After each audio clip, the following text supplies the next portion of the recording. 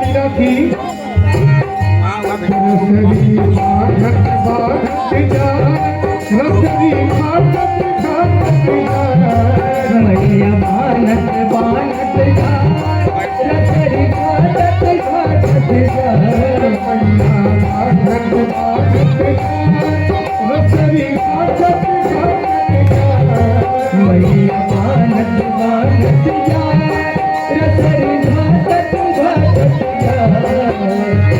क्या भाव था भक्त? देखिए भगवान और भक्त के बीच का हक है कि माता ने कहा मैं बांटूंगा और भगवान ने कहा कि बांट लो मैया, सब कुछ तुम्हारा। देखिए माँ के प्रेम में भगवान भी डूबे।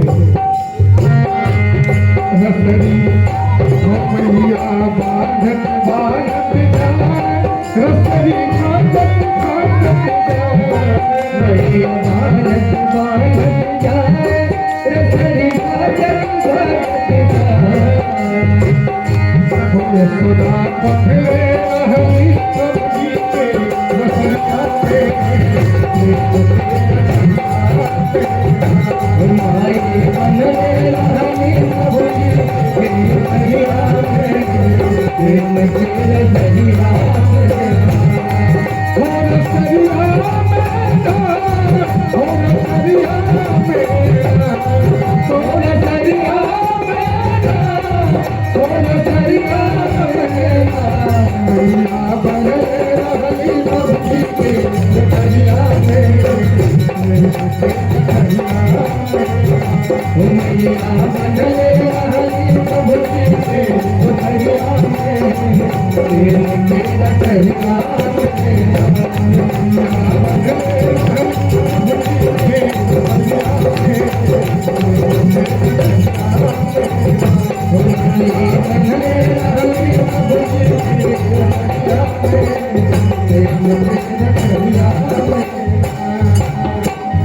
ब्रह्मांड जन नायक आनंद कन्याकुमारी श्री कृष्ण कन्हैया की जय हो।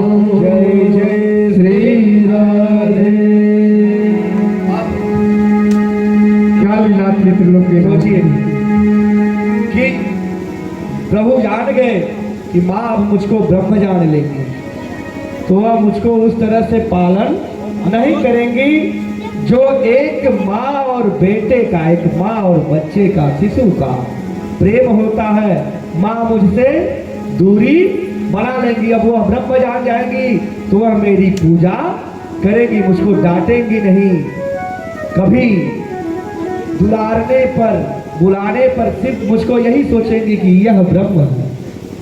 तो भगवान कहते हैं कि अब मैं बध ही जाऊं। बधने के पीछे का भी कारण था। यमराजुन के 2 वृक्ष उनके द्वार पर, वह कुबेर के पुत्र मणिग्रीव और नलकुंवर। एक समय नारद जी बीड़ा बजाते हुए जा रहे थे तो ये अपने मद में एक सरोवर में बिना वस्त्रों के अपने पत्नियों के साथ जल क्रीड़ा कर रहे थे। तभी नारद जी को श्राप देते हैं कि हे अधर्मी, तुमको लज्जा नहीं है, निर्लज्ज, तुम वृक्ष की तरह सदैव स्थिर रहो, स्थावर रहो। तब वही यमल और अर्जुन के 2 वृक्ष थे। क्या आनंदमय लीला है, यह भगवान का प्राण है। जानिए भगवान का दृश्य आपके सामने चल रहा है। उनको मुक्ति देने के लिए भगवान कैसे चल करके बटुआ लेते हुए उखल से बंधे हुए हैं, लेकिन भक्त से वचनबद्ध थे। जब नारद जी ने श्राप दिया तो मुक्ति देने के लिए मैं अवश्य ही आऊंगा। और बटुआ लेकर के दृश्य सोचिए कि जब आंगन में एक छोटा सा बच्चा बटुआ लेता है तो वह आंगन की शोभा जो है कई लाख गुना बढ़ जाता है, उसमें कोई कुछ कहना नहीं। यह प्रभु का लीला रहा। जा रहे भक्त को मुक्ति देने के लिए। मुकुंदम इज मुक्ति ददाति, मुकुंदम जो मुक्ति देता है उसका नाम मुकुंद है। जय एक बार बोलेगा श्री मुकुंद भगवान की जय हो। जय श्री राधे। अब बकवान लेते हुए हमारे आपके बोलचाल में बकवान लेते हुए पग पग वह बढ़ते जा रहे हैं। जब जा रहे हैं तो यमला और अर्जुन के वृक्ष के समीप पहुंचते हैं और जब जाते हैं बीच में थोड़ा सा जगह रहता अपने तो निकल जाते हैं, लेकिन ओखल जा करके वृक्ष से जो है वो फंस जाता और उसको गिरा करके ही मुक्ति दे करके ही भगवान पतन करके ही आगे जाते हैं और घनघोर आवाज होता है। माँ यशोदा भी डर करके घर से बाहर आने लगते हैं और गोकुलवासी भी इकट्ठा होने लगते हैं। जब होने लगते हैं तो वह यह देखते हैं कि दो राक्षस उनको दिखाई दे रहे हैं। राक्षस नहीं थे, यह भगवान थे जो है कुबेर देवता के पुत्र थे। अब प्रणाम करते हैं प्रभु, आपके दर्शन से मैं धन्य हो गया, मेरा मुक्ति हुआ। लेकिन माँ यशोदा और गोकुलवासी यही सोचते हैं कि यह राक्षस है, लेकिन भगवान अपने भक्त को मुक्ति देते। व्याधस्य चरणम ध्रुवस्य का मयो विद्याल गजेन्द्रस्य का विदुरस्य यादव पतिकिं पौरुषं कोव्यायां किं तत्र रूपं किं तत्र सुदामनो घनः भक्तातुष्यन्ति केवलं च परमया भक्ति प्रियो च माधव। सोचिए, अनन्य भक्तों को मुक्ति दिए, इसीलिए वह मुकुंद हुए, मुक्ति देने वाले। जो है सब मुक्ति नहीं देता, मोक्ष जो दे वही मुकुंद है। अब माँ यशोदा और नंद बाबा यही सोचते हैं कि गोकुल में उत्पात बढ़ गया है, अब गोकुल का परित्याग ही कर दिया जाए। यहाँ राक्षस अधिक आ रहे हैं मेरे लल्ला को मारने के। ये माँ प्रेम से कहती थी लल्ला। माँ का सोचिए कितना प्यारा नाम था, लल्ला।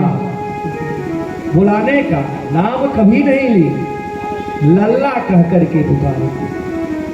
माँ यशोदा, माँ यशोदा जैसा माँ बनना, जानिए कल हमने प्रारंभ ही किया था और वह कथा थोड़ा सा डिस्टरबेंस में रह गया। त्रिलावृत का प्रकोप बढ़ा, भगवान मुक्ति देने के लिए कथा स्थल पर आए। तो एक बार पूरा बोलेगा श्री मुकुंद भगवान की जय हो। प्राचीन काल में गोलोक में ब्रह्मलोक में द्रोण और धारा नाम के दो दंपति निवास करते, जो उनसे इतना ब्रह्मा जी प्रसन्न हुए कि एक दिन कहे कि आपको भूलोक जाना पड़ेगा।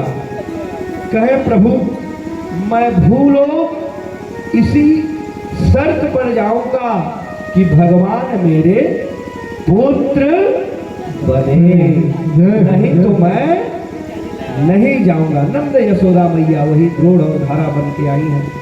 कहे ब्रह्मदेव ने तो तथास्तु कह दिया। अब जब ब्रह्मदेव तथास्तु कह दिए, अगर भगवान इनके यहाँ पुत्र बन के जाएंगे तो उनका सम्मान भी तो होना चाहिए। कौन सम्मान करेगा? परीक्षा लेने के लिए एक ब्राह्मण का रूप, ऋषि का रूप लिए।